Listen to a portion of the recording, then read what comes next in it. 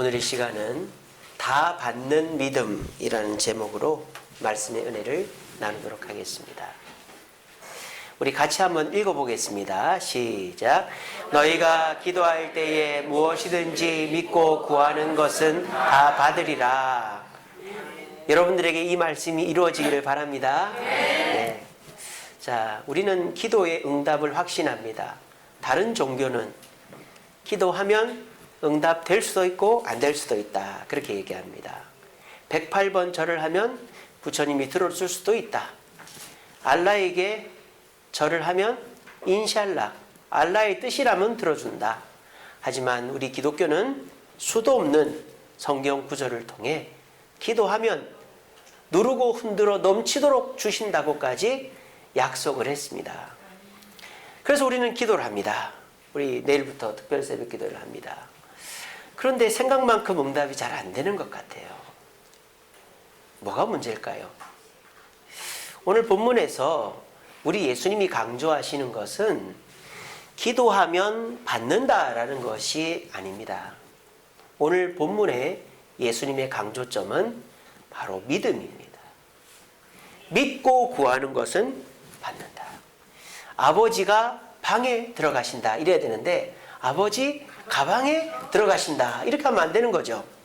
이 본문을 기도하면 다 받는다로 이해하는 분들은, 물론 기도하면 다 받는 것이지만 그렇게만 이해하는 분들은 아버지 가방에 들어가신다라고 말하는 것과 똑같은 거예요.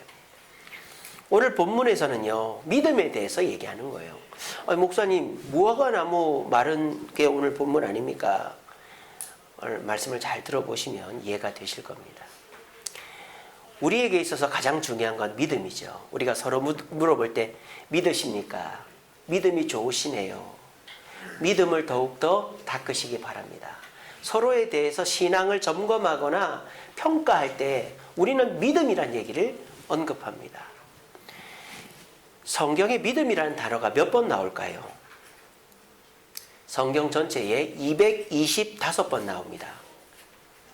그러면 믿음이라는 단어 말고 믿다, 믿음은 명사니까 믿다라는 동사는 몇 번 나올까요? 믿다라는 동사는 536번. 제가 검색을 해봤어요. 성경 프로그램이 있거든요. 그거로 믿다를 쳐보니까 536구절이 나오더라고요. 그런데 그 중에서 구약 성경에 나오는 믿다라는 단어는 61번 나오고 나머지는 475번은 다 신약 성경에만 나와요. 그런데요, 더 재밌는 게 뭐냐면 믿음이라는 단어는 구약 성경에 몇 번 나오는지 아세요? 딱 한 번 나와요. 한 번. 어디 나올까요? 하박국 2장 4절에 뭡니까? 의인은 믿음으로 살리라. 그 한 번 딱 나옵니다. 구약 성경에는 믿음이라는 단어가. 나머지 224번이 신약 성경에만 나와요. 믿음이라는 단어가. 왜 이렇게 됐을까? 구약에서는 백성들이 눈에 보이지 않는 믿음으로 신앙생활 하는 게 아니었어요. 뭐로 신앙생활 합니까? 눈에 보이는 것으로. 하나님이 만들어 주신 성전으로, 또 제사로, 눈에 보이는 것으로 신앙생활 했어요. 그리고 하나님은 그렇게 눈에 보이는 것을 잘 섬기면 어떻게 합니까? 눈에 보이는 보상을 주셨죠. 그래서 구약의 족장들이나 구약의 왕들은 다 부자였어요. 그래서 구약 시대에는 믿음이 강조되기보다 하나님의 눈에 보이시는 성전, 또 율법, 그리고 제사, 그리고 그런 것들을 성실히 하면 자녀의 복, 물질의 복, 건강의 복, 부귀영화의 복을 주시는 그런 것들이 많았기 때문에 구약에는 믿음이라는 단어가 한 번밖에 안 나오는 거예요. 그런데 신약은 다르죠. 왜 그렇습니까? 이미 예수 그리스도께서 오셨고 예수님의 말씀이 주어졌기 때문에 더 이상 우리가 받을 최고의 것은 없단 말이에요. 우리는 받았단 말이에요, 이미. 그러니까 우리는 뭘 해야 됩니까? 그 받은 것을 믿으면 되는 거거든요. 그래서 신약 성경에는 받은 것을 믿어라, 믿어라, 믿어라. 예수님을 믿어라, 말씀을 믿어라, 천국을 믿어라. 믿어라는 말이 224번이 나오는 거예요. 그래서 한번 그 224번의 믿음이라는 단어를 한번 분류를 해봤어요. 도대체 믿음이 뭔가에 대해서 이렇게 분류가 되더라고요. 그래서 믿음이라는 것이 도대체 뭔가, 신약 성경이 말하는 믿음이 뭔가. 먼저 히브리서 11장 6절 말씀 뭐라고 되어 있습니까? 믿음이 없이는 하나님을 기쁘시게 하지 못하나니 믿는 자는 그가 계신 것과 또한 믿는 자에게 상 주시는 이심을 믿어야 한다. 이런 구절이 있죠. 이게 뭡니까? 믿음의 정의죠. 믿음이라는 뭔가, 그가 하나님이 계신 것과 또 하나님은 우리에게 상을 주시는 좋은 분이라는 것을 믿는 것이다. 이건 믿음의 정의, 믿음의 개념이죠. 우리가 믿는 대상과 믿을 때 우리에게 어떤 일이 생기는지. 그게 이제 히브리서 11장 6절이 대표적인 구절이고, 그럼 이 믿음은 어디서 나오느냐? 믿음은 도대체 우리가 어떻게 해야 발견하고 가질 수 있느냐? 그게 로마서 10장 17절에 나오죠. 믿음은 뭐에서 나며? 뭐를 들어야 돼요? 그렇죠. 말씀, 복음을 들음으로 믿음이 내 마음에 심겨지고, 근데 그 믿음이 진짜 나에게 이제 자라려면 어떻게 된다? 입으로 시인해야 되는 거예요. 믿음은 들음으로 나고, 들음은 하나님의 말씀이다. 그리고 입으로 시인하여 구원 온다 그랬잖아요. 그죠? 그러므로 믿음은 뭐 옆집 아저씨 얘기를 듣고 또는 뭐 기도 열심히 하는 아줌마 얘기를 듣고 믿는 게 아니고 하나님의 말씀을 들어야 믿음이 들어온다라는 거예요. 그리고 그 말씀을 입으로 시인해야 구원에 이른다. 이게 믿음의 출처죠. 그리고 많은 내용들이 뭐냐면 믿음의 능력을 강조해요. 믿는 자에게 능치 못함이 없다. 믿으면 하나님이 다 해결해 주신다. 이런 믿음의 능력에 대해 강조하는 구절들이 대부분이에요. 그중에서 제가 3개만 뽑아봤는데, 요한복음 5장 24절에 보면 믿는 자는 영생을 얻었고 심판에 이르지 않는다. 그러니까 믿음은 우리를 천국에 이르게 하는 능력이 있다. 또 마태복음 21장 22절, 오늘 우리가 하는 본문이죠. 믿고 구하는 것은 다 받는다. 믿음은 내가 원하는 걸 다 받게 해준다. 얼마나 대단합니까? 또 로마서 1장 17절, 오직 의인은 믿음으로 말입니다. 그러므로 믿음은 구원도 주고 원하는 것도 주니까 우리는 믿음으로 살아야 된다. 그래서 신약 성경에 225번의 믿음이라는 단어가 속한 구절 중에서 대부분은 다 믿음의 능력을 강조하는 거예요. 그래서 우리에게 있어서 제일 중요한 게 뭐다? 믿음이다. 그리고 그래서 믿음의 가치를 또 소개하는 구절들이 있죠. 디모데후서 4장 7절에 보면 바울이 이렇게 고백합니다. 나는 선한 싸움을 싸우고 믿음을 지켰다. 바울에게 있어서 최고로 중요한 것은 물질도 아니고 지식도 아니고 신분도 아니고 믿음이었다.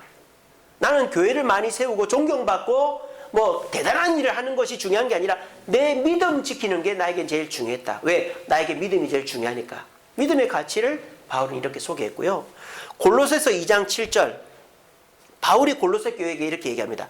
믿음에 굳게 서서 감사함을 넘치게 하라. 너희들이 감사하려면 돈이 많아서 건강해서 성공해서가 아니라 믿음이 굳건하면 아무리 없어도 감사하게 된다. 이게 뭡니까? 믿음의 가치죠. 유일한 가치죠. 그래서 신약 성경에 나오는 225번의 믿음이라는 구절들을 분류해 보니까 이렇게 4가지 정도로 분류가 되더라는 거예요. 근데 여기에서 안 나오는 게 하나가 있어요. 그게 뭐냐? 믿음의 증거입니다. 증거. 믿음이란 이런 것이다. 믿음은 이거를 보면 알 수 있다. 없어요. 그죠? 믿음은 이거를 보면 그 사람이 믿음이 얼마나 되고 어떠하다는 걸 알 수 있다라는 게 여기는 안 나온단 말이에요. 그런데 오늘 본문에 나옵니다. 오늘 이 자리에 오신 저와 여러분들도 믿음이라는 걸 다 갖고 있어요. 여러분들이 믿는 믿음은 하나님을 믿고 그 하나님이 우리에게 상을 주신다라는 그 믿음이고, 그 믿음은 말씀을 통해 들은 믿음이고, 그 믿음은 능력 있는 믿음이고, 그 믿음은 우리에게 최고의 가치가 된다라고 우리 모두 생각하고 있을 것입니다. 그런데 저는 어떤 분의 믿음이 좋고 어떤 분의 믿음이 나쁜지를 몰라요. 왜? 믿음 100점, 믿음 50점 안 써 있거든요. 그러니까 저는 여러분들이 말하는 것밖에 믿을 도리가 없잖아요. 그죠? 근데 오늘 본문에는 우리의 믿음이 어느 정도인가를 표시해주는 그런 것이 오늘 본문에 나온다 이 말입니다. 우리가 어떤 일을 할 때 그 일을 계속 끊임없이 하려면은 반응이라는 게 있어야 돼요. 사람을 만나도 이 사람이 내가 사랑합니다 라고 말했는데 그러든지 말든지 이러면은 그 사람 안 만나는 거예요. 열심히 일을 했는데 월급을 안 올려줘. 그러면 그 직장은 그만둬야 되는 거예요. 열심히 공부를 했는데 성적이 안 나와. 그러면 그 공부는 안 해야 되는 거예요. 이게 뭡니까? 사람은 작용과 반작용. 내가 열심히 하고 노력을 하고 시간을 투자하면 반응에 따라서 더 열심히 하게 되는 거죠. 500원을 투자했는데 10,000원을 벌었다. 그러면은 이번에는 10,000원을 투자하는 거죠. 이처럼 사람은 반응이 있어야 재미를 느끼는 거예요. 신앙생활도 마찬가지 아닙니까? 우리에게 있어서 반응이 있어야 돼요. 하나님을 믿는다고 열심히 믿는데 하나님이 나한테 주는 게 없다. 그러면 신앙생활이 재미가 없죠. 할 이유가 없는 거예요. 천국은 한참 후에나 가게 되는 거고.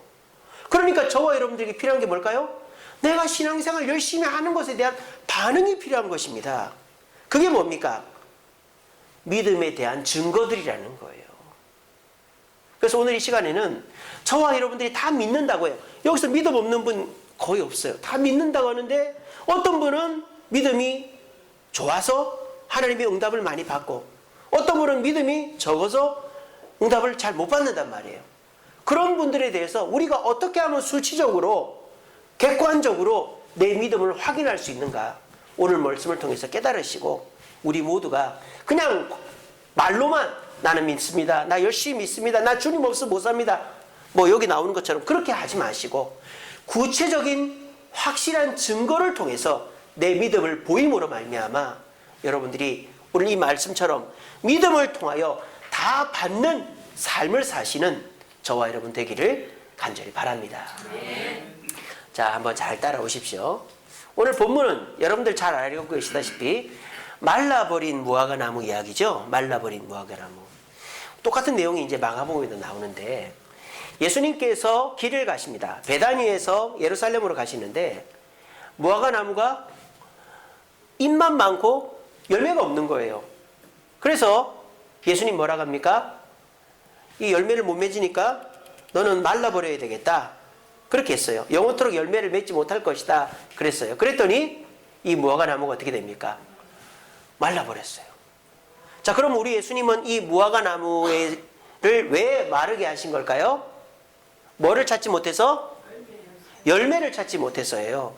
오늘 마태복음에는 안 나와 있습니다만 마가복음에는 예수님이 열매를 찾아도 열매가 없어서 여기도 나와 있습니까? 열매가 없어서 이제 마르게 했다라고 되어 있고요. 그리고 마가복음에는 한 가지가 더 있어요. 아직 열매를 먹을 수 있는 철이 아니다라고 되어 있어요. 그럼 여기서 의문이 생깁니다. 예수님은 왜 무화과나무의 열매를 먹을 철도 아닌데 열매가 없다고 나무를 저주하시고 말라버리게 했을까요? 지금 예수님께서 이 무화과나무를 마르게 하신 달은 4월달입니다. 왜? 지금 이거 예수님 고난주간의 이야기거든요. 고난주간. 예수님 요번 2주의 금요일 날 돌아가십니다. 우리 부활주일이 4월이잖아요. 4월달 이야기예요. 4월달. 근데 이 무화과나무는요 3월달에 시작해가지고 잎이 나고 해서 5월달에 한번 추수하고 9월달에 한번 추수합니다. 그러니까 이 무화과나무는 4월이니까 지금 먹을 수 있는 열매가 있을까요? 없을까요? 없어요. 그러니까 지금 이 무화과나무에는 먹을 수 있는 열매가 없는 게 당연한 거예요. 그런데 우리 예수님은 먹을 수 있는 열매가 없는 것이 당연한데 왜 이 무화과나무를 저주했을까요? 그 이유는 이 사진 보면 한 방에 해결됩니다. 이거 보세요. 이거 무화과나무예요. 지금 어떻게 되어 있습니까? 이게 뭐죠? 잎이 지금 막 나고 있죠? 이거 뭐예요? 열매예요. 무화과나무는 잎과 열매가 동시에 나는 나무입니다. 그러니까 예수님께서 잎이 무성하다 하면 반드시 뭐가 있어야 돼요? 물론 당장 따먹을 수는 없죠. 아직 덜 익었으니까. 하지만 열매가 있어야 돼요? 없어야 돼요? 있어야 돼요. 근데 이 무화과 나무는 열매가 없는 거예요. 그러니까 이 무화과 나무 잘한 겁니까? 잘못한 겁니까? 잘못한 거죠. 보통 나무들은 어떻습니까? 먼저 잎이 나죠. 그리고 뭐가 나요? 꽃이 피죠. 그리고 그 꽃이 떨어지고 난 다음에 열매가 맺히죠. 근데 이 무화과는 잎이 나면서 꽃과 열매가 동시에 나는 거예요. 왜? 이게 꽃이자 열매예요. 이 무화과의 이름이 뭡니까? 무화과. 꽃이 없는 열매라는 뜻이잖아요. 이게 꽃이에요. 그러니까 이 무화과는 참 안타까운 식물이죠. 꽃을 터트려야 되는데 못 터트리고 그냥 그 꽃이 안에서 그냥 사가버리는 거예요. 그래서 사가서 그게 달콤해지는 거죠. 그러니까 이 무화과는 사실은 이게 꽃이자 열매인 것입니다. 그래서 잎이 나면서 꽃이 피면서 그게 열매가 되는데, 그런데 웬일인지 이 무화과 나무는 뭐가 없어요? 열매가 없어요. 그러니까 이 무화과 나무는 문제가 있는 나무였다라는 것입니다. 그러므로 이 무화과 나무가 마른 것은 잘못된 일이 아니다라는 것이죠. 자, 여기까지는 다 이제 해결이 되셨죠? 자, 그러면 여기서 또 한 가지 의문이, 예수님은 왜 길을 가시다가 무화과 나무를 저주하시고 말라버리게 하셨을까요? 그것은 예수님께서 믿음을 가르치기 위함입니다. 자, 그러면 예수님께서 믿음에 대해서 어떻게 가르치시려고 이 무화과 나무를 예를 드셨느냐? 앞에 얘기를 보면 알 수 있어요. 자, 여러분, 오늘 18절 앞에 어떤 사건이 있죠? 예수님께서 어디를 정화하십니까? 그렇죠. 성전을 정화하십니다. 예수님께서 성전에 입성하셨더만 길가에서 장사꾼들이 소도 팔고 닭도 팔고 양도 팔고 소도 비둘기도 팔고 그러는 거예요. 그리고 또 한쪽에서는 동전을 바꿔주는 거 이러는 거예요. 로마 동전을 유대 동전으로 바꿔주는 거예요. 그래서 예수님이 이 장사꾼들을 쫓아낸 이야기가 이 앞에 나오는 거예요. 원래 유대인들은 성전 앞에서 장사하지 않았습니다. 그런데 유대인들이 퍼져 살면서 1년에 3번 성전을 와야 되는데 자기 집에서 낳아서 잘 기른 재물을 끌고 오다 보니까 이놈들이 상처가 나거나 죽는 일이 생긴단 말이에요. 흠이 있는 재물을 바치면 안 되거든요. 그러니까 하는 수 없이 편의를 봐주기 위해서 성전 바깥에서 장사하는 일이 있었어요. 이거는 불법이 아니죠. 그리고 이스라엘이 망하면서 공통화폐가 이스라엘 돈이 아니고 외국 돈만 갖고 있는 사람들이 하나님 앞에 성전세를 내야 되는데 하나님 앞에 드릴 이스라엘 돈이 없으니까 성전 앞에 와가지고 돈을 바꾸는 거예요. 그거는 괜찮단 말이에요. 근데요, 사람이 장사하는데 제일 중요한 게 뭐죠? 자리 아닙니까? 자리. 어느 자리가 제일 좋겠어요? 그 입구가 제일 좋은 거예요. 입구가. 그래서 그 입구 자리를 차지하려고 어떻게 합니까? 싸우고 뇌물을 쓰는 거예요. 누구한테? 유대인들한테. 그런데 입구 자리가 이제 포화가 돼버렸어요. 그러니까 이제 사람들이 어떻게 합니까? 그 안쪽으로 들어가기 시작합니다. 한 명씩, 두 명씩. 그래서 이제 성전 이방인의 뜰에서부터 유대인의 뜰 들어가기 전까지 좌판이 쫙 벌어지는 거예요. 유대인들한테 뇌물을 바치고 소를 팔고 닭을 팔고 동전을 바치고 성전에 들어가는 사람들이 경건하게 기도하는 마음으로 들어가야 되는데 꼬꼬댁 음메 자 골라 아줌마도 골라 아저씨도 골라 쌉니다 싸요 이렇게 돼 있는 거예요. 그리고 여러분 이게요 얼마나 남는 장사인 줄 아십니까? 그 성경학자들에 따르면은 유대인들의 명절 때에 예루살렘 성전을 찾는 사람의 숫자가 200만 명이랍니다. 200만 명. 생각해 보세요. 그 200만 명한테 닭 한 마리, 소 한 마리, 양 한 마리, 비둘기 돈 바꾸고 엄청난 이익이죠. 마치 롯데 시네마에 그 팝콘 파는 그 자리 얼마나 그거 가족들 주잖아요. 똑같은 거예요. 그러니까 막 제사장들 뭐 대지상 사돈의 팔촌까지 줄을 대가지고 여기서 장사 좀 하게 해주세요. 여기서 장사. 그래가지고 성전이 난장판이 돼버린 거예요.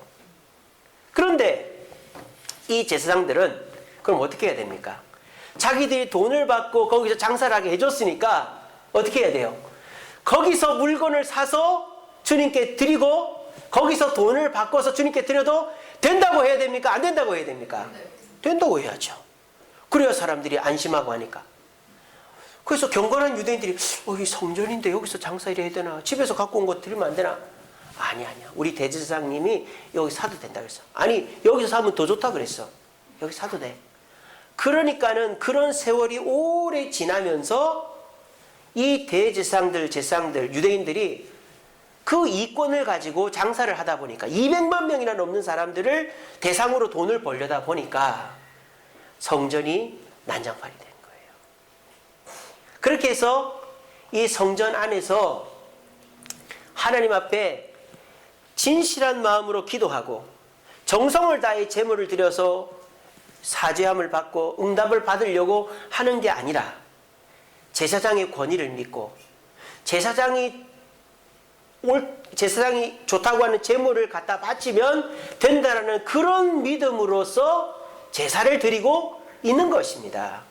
자, 그러면 그 200만 명이 제사장의 말과 제물을 가지고 제물을 드리는, 제사를 드리는 그것이 하나님이 응답하시는 기도일까요? 아닐까요? 예수님 지금 그걸 아니라고 말하는 거예요. 그래서 성전에서 평소 예수님 같지 않는 이런 모습을 보이는 거죠. 이렇게 제사 드린다고 응답이 안 된다는 거예요. 그리고 그렇게 제사 드리는 사람들의 모습이 바로 뭐다? 요거다 이 말이에요. 요거. 잎은 무성하죠. 왜? 저 먼 데서 아프리카에서 터키에서 심지어 로마에서부터 배를 타고 몇 달을 걸쳐가지고 예루살렘에 와서 6월절과 뭐 77절과 초막절을 지키니 그 열심이 얼마나 대단합니까?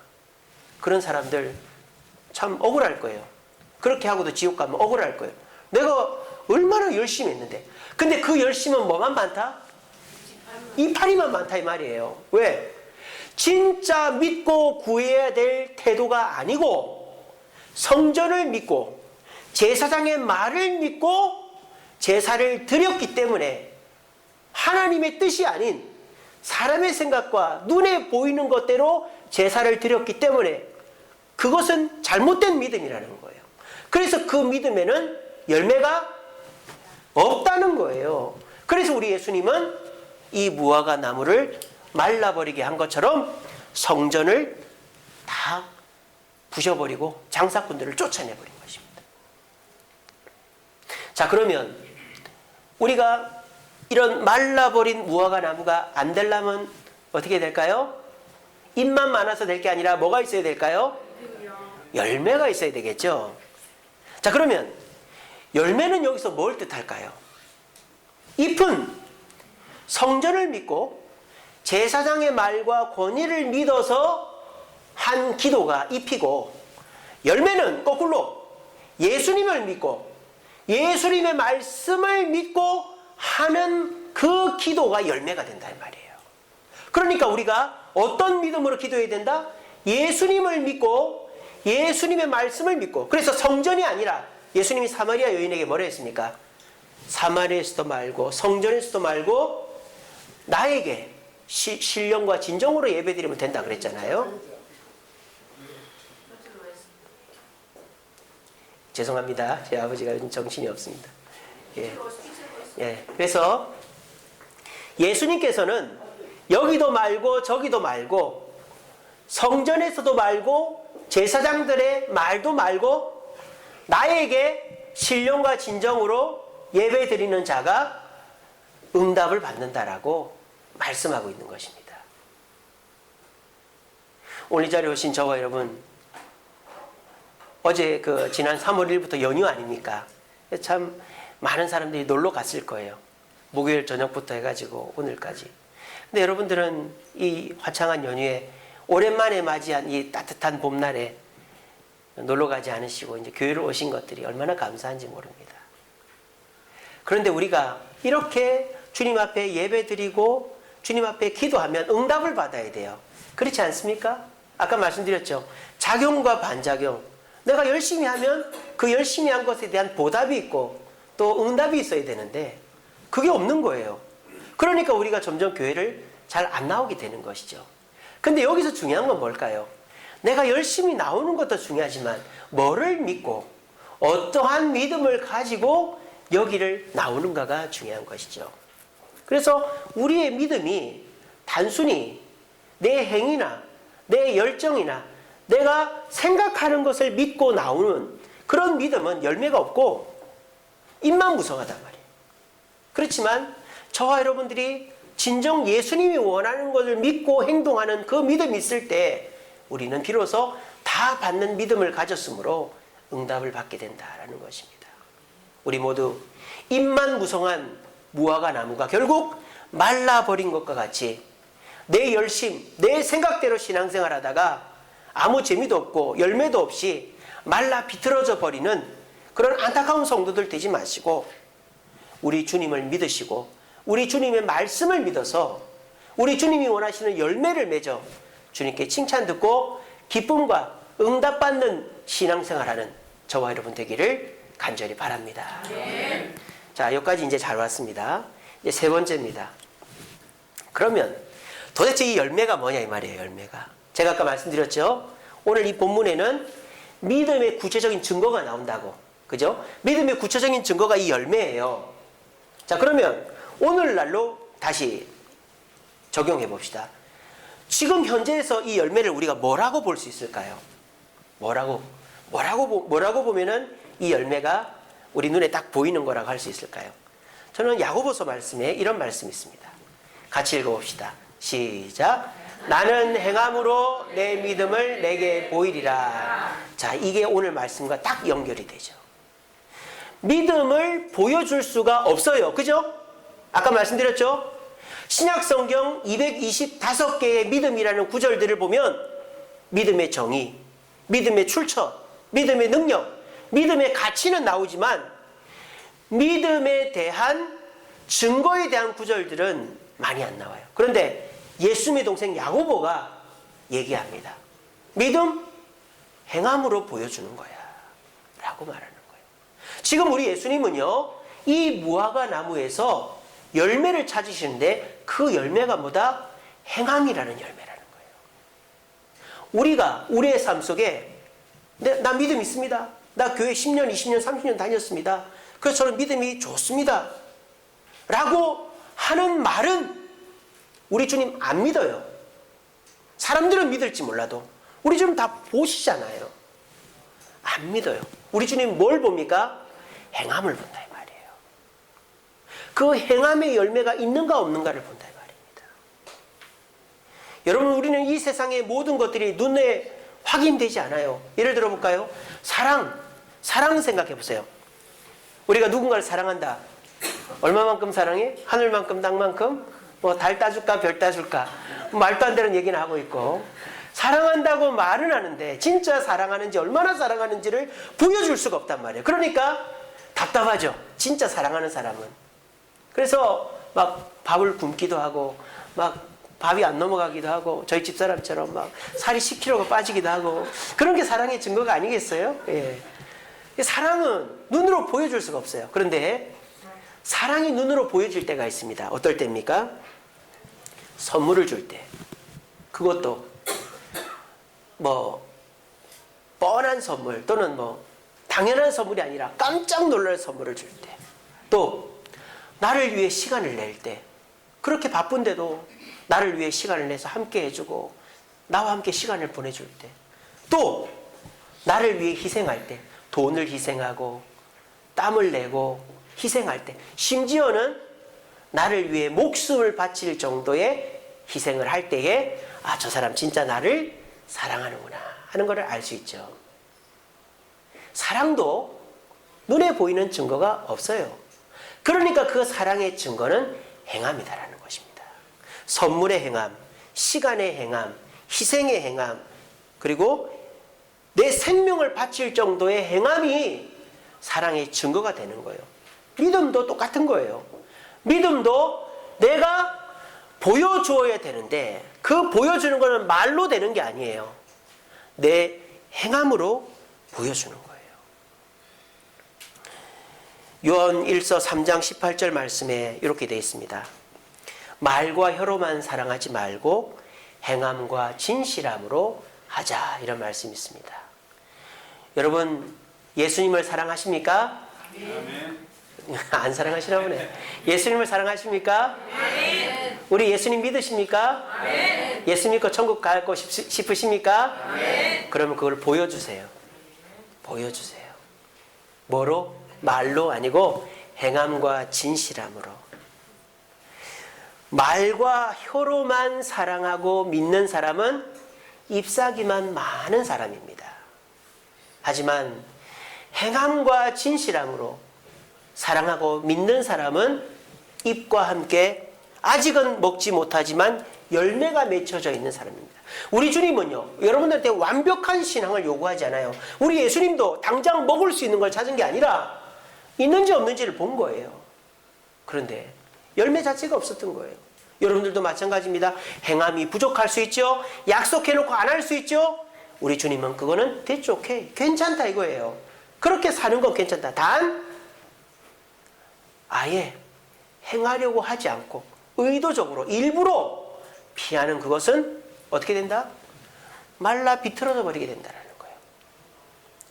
오늘 우리 주님은 다 주신다고 했어요. 구하는 대로 다 주신다고 했어요. 그런데 확실한 믿음, 예수님과 말씀을 믿는 믿음이 있는 자에게 다 주신다고 그랬어요. 그러면 다 받는 자는 어떤 자입니까? 그 믿음에 대한 구체적인 열매, 행함이 있는 자다라는 것입니다. 우리 모두 우리 자신을 돌아봅시다. 나는 믿는다면서 우리 주님이 원하시는 행함에는 얼마나 열정을 내고 있는가 돌아보시면서 우리 주님이 원하시는 행함을 진실함으로 보여줘서 다 받는 축복을 받는 저와 여러분 되기를 간절히 바랍니다. 말씀을 맺겠습니다. 그렇다면 우리에게 있어서 예수님이 원하시는 행함이란 뭘까요? 저는 4가지로 생각해 봤어요. 첫 번째는 뭐니 해도 예배입니다. 예배. 예배의 횟수가 믿음의 증거입니다. 다시 한번 새벽기도, 수요기도, 금요기도, 주일 오전, 주일 오후 우리 교회가 드리는 공식적인 5번의 예배입니다. 이 5번의 예배 중에서 내가 몇 번 예배를 나오는가가 여러분의 믿음의 증거입니다. 분명히 명심하십시오. 두 번째는 말씀이죠. 말씀. 말씀을 많이 알고 말씀을 달달 외우는 것도 중요하겠지만 그게 아니라 말씀을 얼마나 자주 접하느냐, 떠올리느냐. 말씀을 접하고 떠올리는 횟수가 많으면 많을수록 여러분의 믿음은 좋은 믿음입니다. 세 번째로 기도이지요. 내가 기도해서 얼마나 응답을 받고 얼마나 1시간, 2시간 기도하고 기도원에 가서 금식기도하고 이게 아니라 내 기도하는 횟수가 믿음의 열매입니다.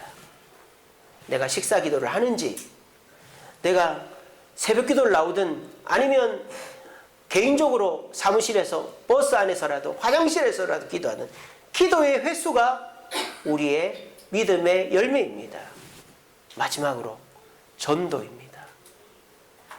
전도의 열매. 사람을 많이 데리고 오면 더 좋지만 그렇게 못해도 내가 전도해야 되겠다는 마음, 그리고 남한테 예수 믿고 천국 가자라고 한 그 말 한마디가 여러분들의 믿음의 열매가 됩니다. 영어 말에 이런 게 있습니다.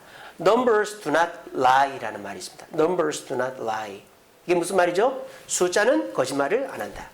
저는 지금 여러분들이 숫자를 얘기합니다. 말로 혀로 나는 믿음 좋습니다. 옛날에 내가 금식 기도를 몇 번이나 했고 전도를 그 옛날 얘기고, 지금 여러분들이 숫자 몇 개나 되는 예배 일주일에 5번 예배 중에 내가 몇 번 나오느냐? 새벽기도 5번이니까 10번 중에서 내가 성경을 몇 장이나 읽고 있느냐? 내가 기도를 몇 번이나 하고 있느냐? 내가 전도를 몇 번이나 했느냐? 그것이 우리 믿음의 열매입니다. 그것이 없거나 조금밖에 없으면 이 열매가 없는 거예요. 그리고 말라버릴 수 있는 거예요. 하지만 저와 여러분들이 예배와 말씀과 기도와 전도라는 횟수를 늘려가면 늘려갈수록 우리의 믿음은 좋은 믿음이고 열매 있는 믿음이고 칭찬받는 믿음이고 다 받는 믿음이 되는 것으로 저는 믿습니다. 오늘 주보에 울 수 있는 사람이라는 제목으로 글을 써놨어요. 아이들이 많은 곳은 산부인과와 고아원이 있습니다. 근데 고아원 아이들은 울질 않아요. 왜 안 울까요? 울어도 들어줄 사람이 없어요. 시끄럽다 그러죠. 산부인과에서는 울면 엄마가 달려오거나 간호사가 달려오죠. 우는 것도 울음을 들어줄 사람이 있어야 우는 거예요. 혼자 울 수 있죠. 영화를 보면서 울고 막 생각하면서 울고 커피 마시면서 울고 예수 안 믿는 사람은 술 먹으면서 웁니다. 그런데요, 그런 울음은, 들어주는 사람 없는 울음은 우울증와요. 하나도 좋을 일이 없어요.